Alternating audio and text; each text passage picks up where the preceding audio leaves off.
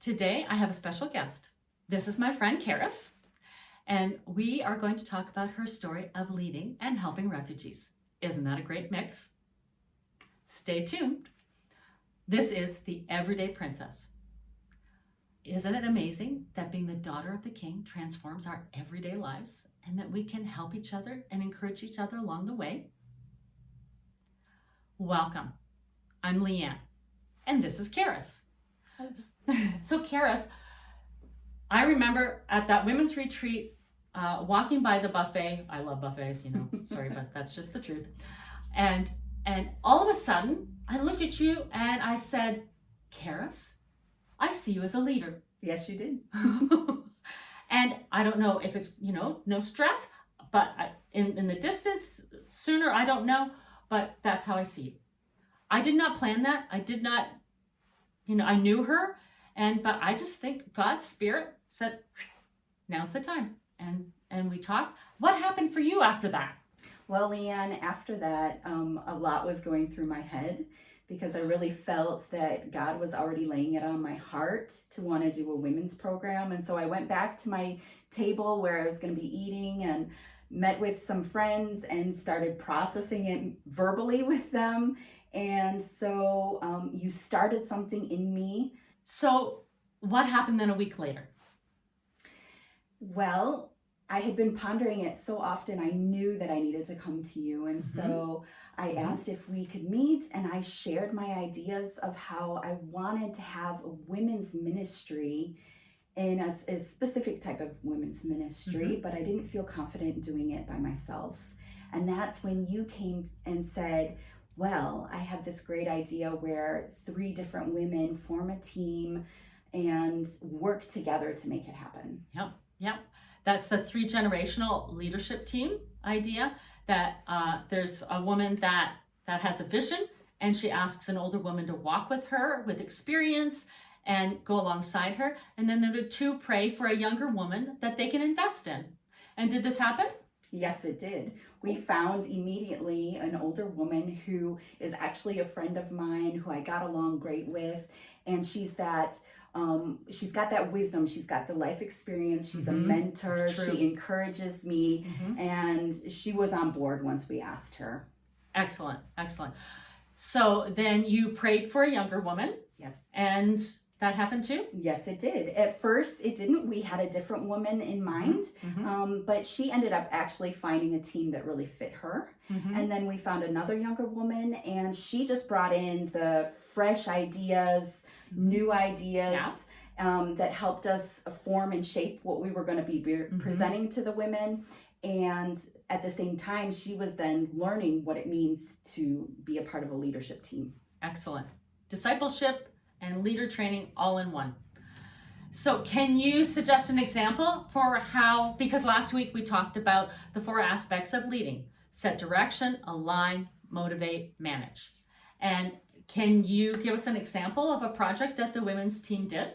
Definitely. Okay, what? We wanted to put 200 bags together, sew them for women and children. That's an awesome project.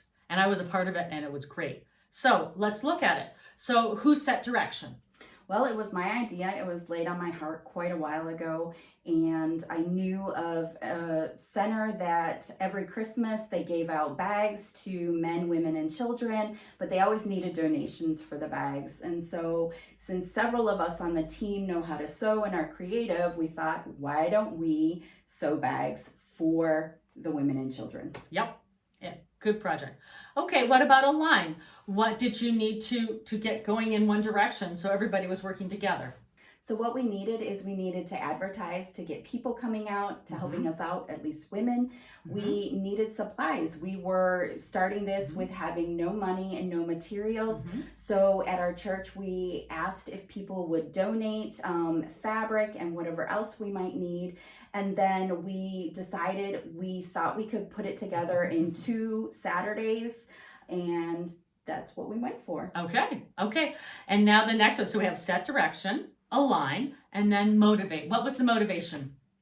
The motivation is we wanted to bring women together to do something that we enjoy doing, being creative. And we didn't always have women who sewed. We had people who weren't experienced. And so they were able to cut fabric, they were able to iron fabric, they were able to pin. So, and then we just wanted to help. We wanted to reach out into our community and be a help by giving these bags to the refugees. Okay, super. And the last point is manage. How did it work to manage this project? Well, our older woman knew right away a pattern that we could put together, and she put it step by step so that when we came together, we could show the women how we can do an assembly line actually in putting it together. And we then also had workstations. We had cut fabric, we had iron fabric, we had pinning, and then we had a lot of women with their own sewing machines so that we could just sew from morning to night. That's great. And what was the result? The result was we had 200 bags that we could offer and give to this refugee center for the women and children. So we did it over 2 days. Yes, we did. And the first day, at the end of it, we'd done the first 100 and we were tired. Yes. And Charis and I were talking and I'm like, oh, we have no material for the children's bags. So the next 100, we did the women's bags and I was just tired. I was no help. And Charis and I were like, what are we going to do now? And we didn't have any great ideas, but she did the right thing. And she walked over to her experienced Titus 2 woman. And what happened? Yeah, I was even doubting if the second Saturday we would be able to produce another 100 bags to fill our quota. But I went to our older woman and I shared my concerns. And she says, no, we are on a good track. We're going to be able to make it. I think we can do it. And that was enough motivation for me and for Leanne to say, okay, we're going to continue and we're going to go forward. Yep, we did. And we did. And the next morning at church, we got up front. I held up some bags and Charis said, thank you. And we have no money and no material for the bags. And after the service, people were handing us money and telling us that they had material for children's and it all came together. Yes. It was really super. And I want to read a verse for you that I think is a picture of this. It's from 2 Samuel chapter 23. And it's verses 3 and 4. The God of Israel has spoken. The rock of Israel has said to me, when one rules justly over men, ruling in the fear of God, he dawns on them like the morning light, like the sun shining on a cloudless morning, like rain that makes the grass to sprout from the earth. This is a description of those sowing days.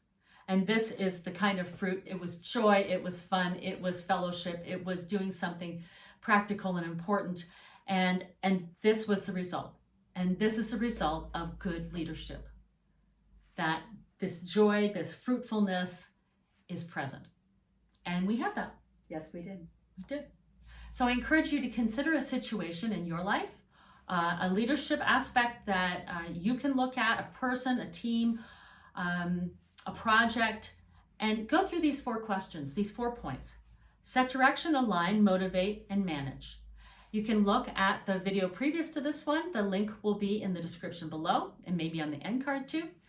That you can go back and look at the description and get a deeper understanding if you didn't see that video already. So that's all for today. So I would be happy for you to tap on subscribe. And also, if you enjoyed the video, hit like so I can get some feedback. And I just pray that the Lord blesses you in your leadership roles. See you next week. Bye. Thank you, Charis, for being a part of this. Thank you for allowing me to be here.